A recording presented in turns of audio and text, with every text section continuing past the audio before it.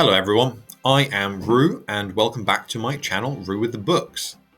In this video I am going to be reacting to One Piece chapter 1160 and it's a very exciting time to be a One Piece fan because we are finally getting some news on the God Valley incident.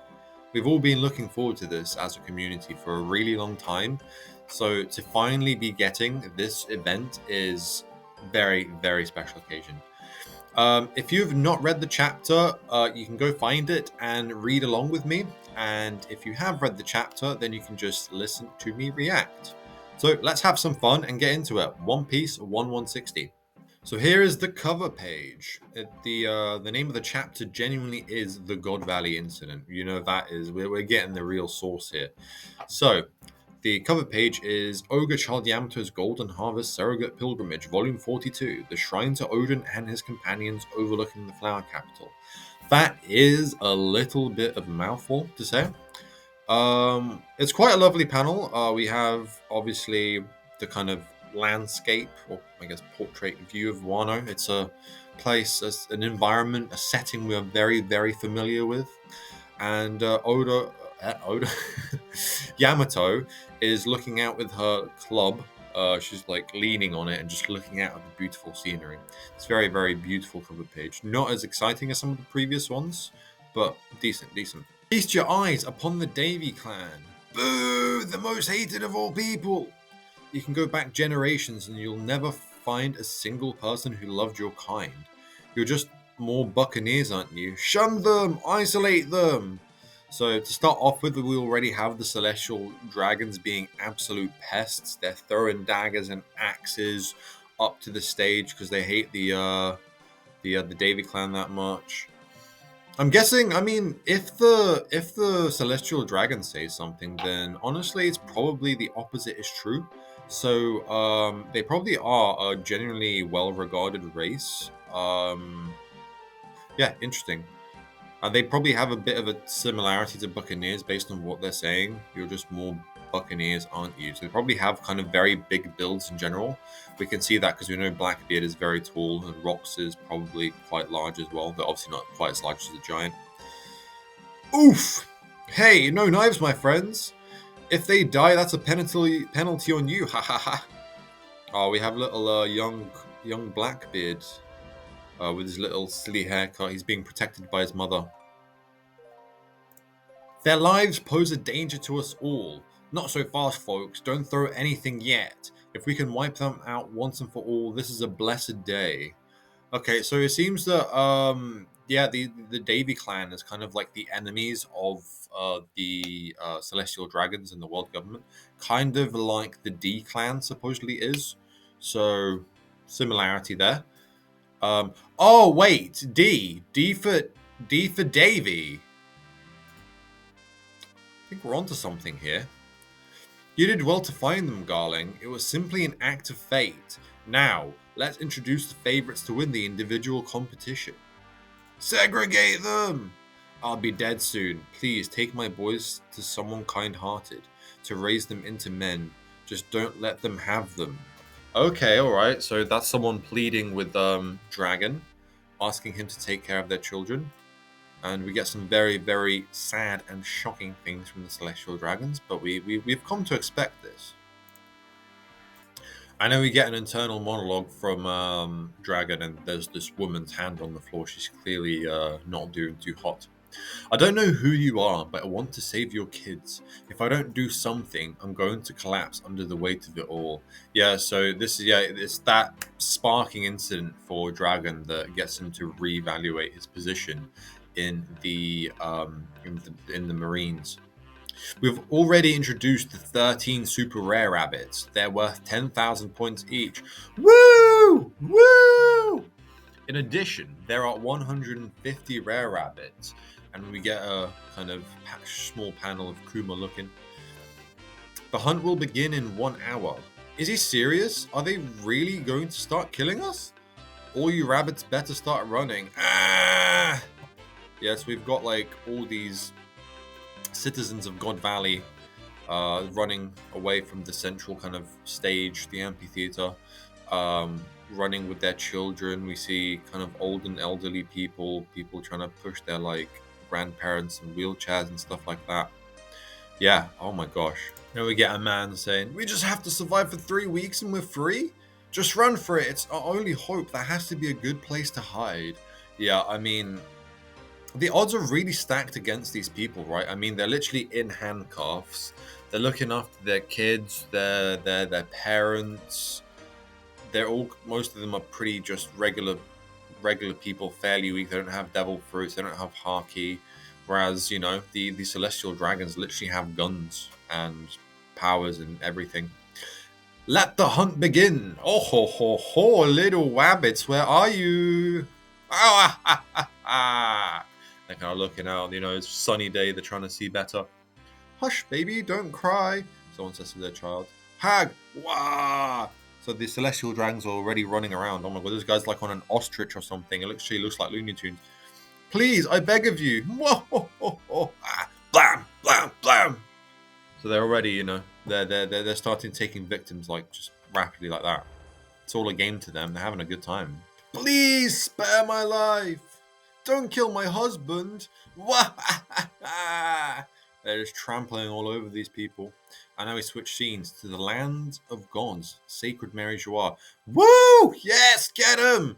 The Figeland family's in the lead, but the Bavette and Manmeyer families are in close pursuit. And then Garling is off just like he's on a horse or ostrich or something. And he's got his sword in his hand. He's slashing people. He's having a good go at it. You know, he's the leading horse right now. He's got his celestial dragon fans. Hey, Lord Garling! Woo! Who did you bet on?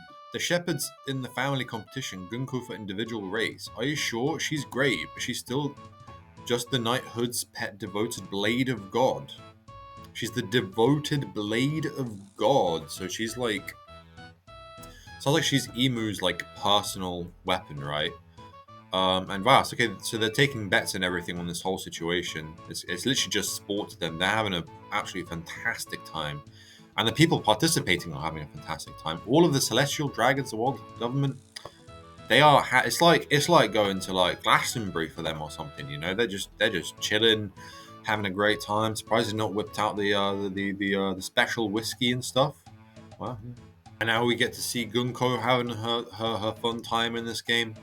Chalk up another excellent bonus for the Manmeyer family. She looks so cool. I actually can't lie. She's just like, you know, shooting these arrows like they're literally just bandages. There's a bit of a similarity there to one of the people in My Hero, I think. I'm so jealous of Saint Garlic. He's gonna bag this beauty to be his wife. Nothing looks official yet. Ah! Oh, you got yourself real high up there. Don't worry, you can jump down. I've got a nice cushion of thorns waiting. No, stop! Stop.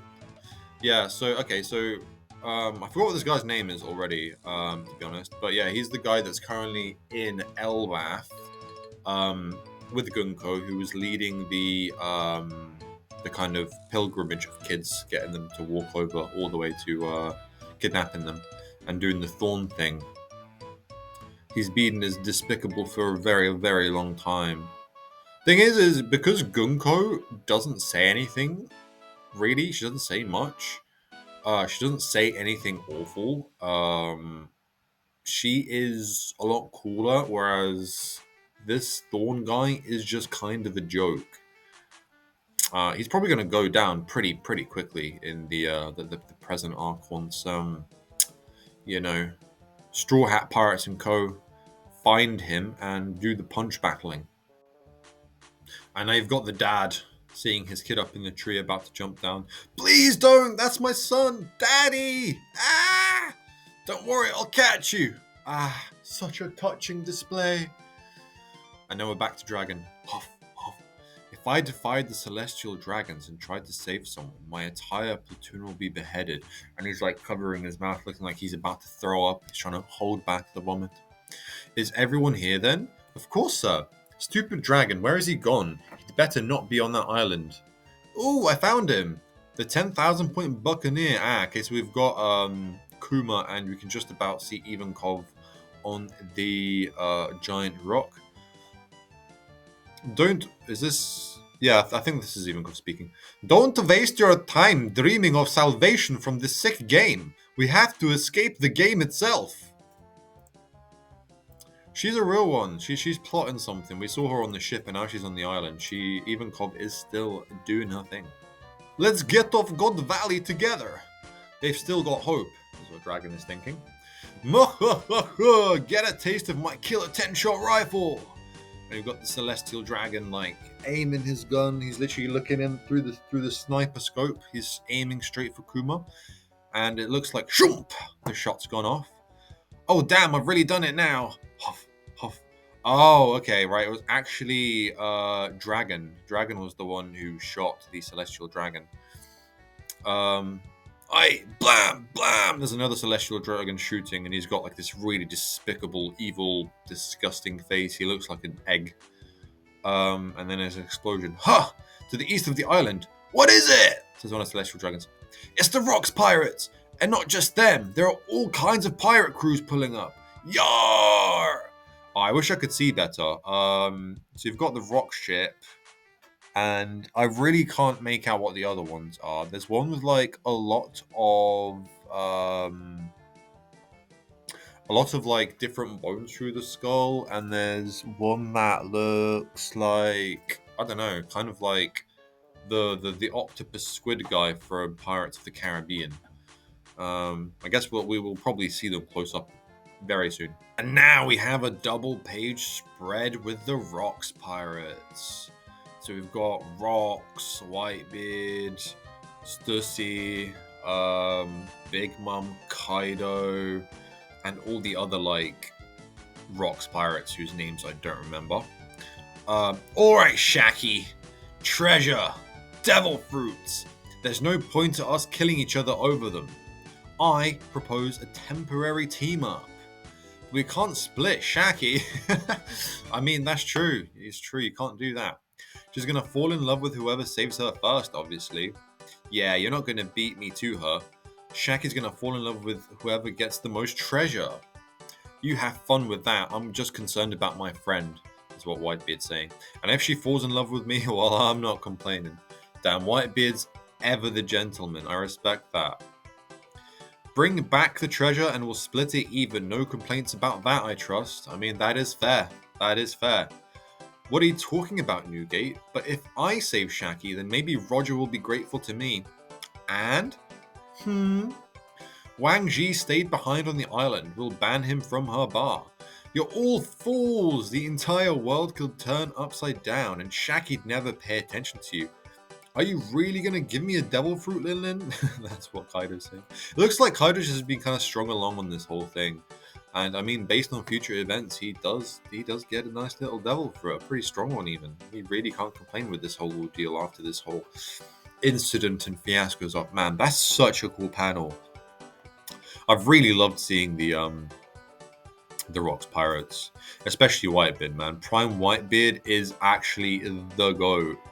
And Prime Lin Lin as well. Prime Big Mom is sick as well. Oh my gosh. I think young young Kaido looks kind of goofy, but he is still a very, larger than life kind of presence. He's still got his like kind of fur cape, the same kind of style that Doflamingo was trying to rip off. And now we have some ship-on-ship violence. Fire! Dadum! Kablam! Ignore them. Charge through. Look out! Quit wasting your time, Navy. Follow my lead, Rocks Pirates. Yeah, I mean, they're getting off onto land right now, so, like, they don't really need their ship that much. The Navy is wasting their time. He's right. After all, after this whole God Valley incident, after they rescue Shaki, get their treasure, they can just steal a Navy ship and get away anyway. Repurpose it.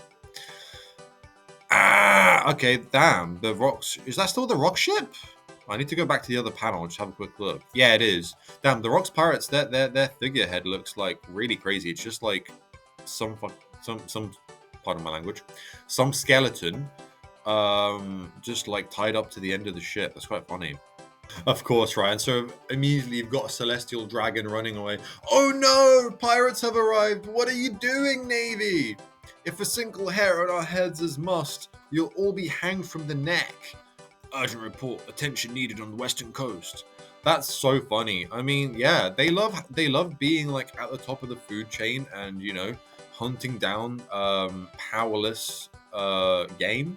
But as soon as their heads on the chopping block, they're crying over to the Navy. It's the Roger Pirates. Are you boys staying quiet? It's a miracle. Oh, so Dragon is actually the babies that Dragon picked up was from the lady was actually Shamrock and Shanks. Wow, that's quite the twist. I wasn't expecting that. Dun dun dun dun.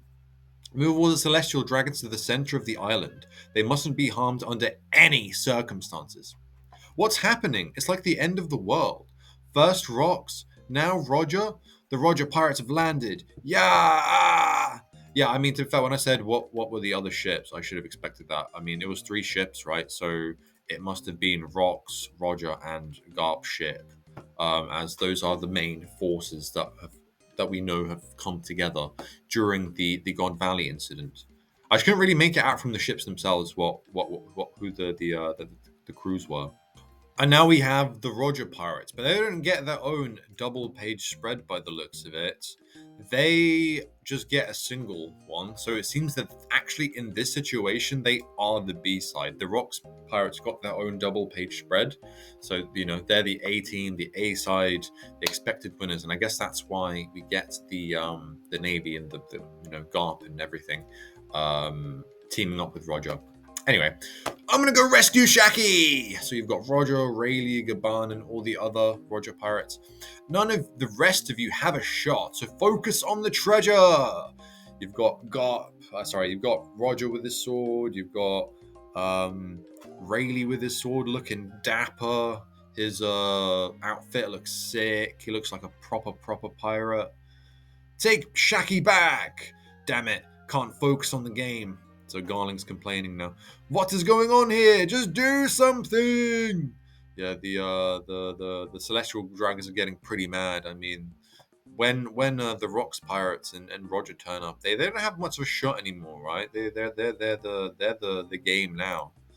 The hunters have become the hunted. Ooh, okay. This next page is sick. So we've got the God Knights, and we get to see them in full. We get to see their weapons, their looks, characters we've not really seen. So obviously we've got Garling front and center. You know, the captain.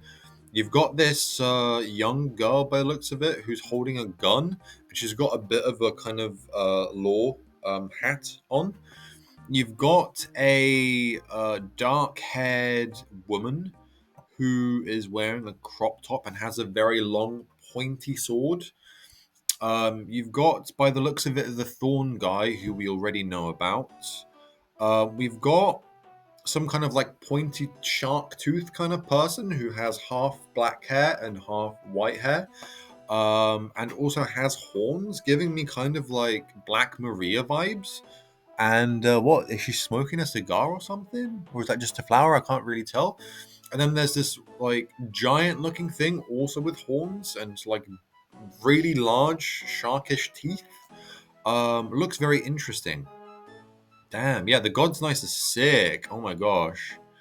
Pull the Navy back and protect the celestial dragons. The holy knights of God are stepping in. Damn right they're stepping in. They've got to take control of the situation.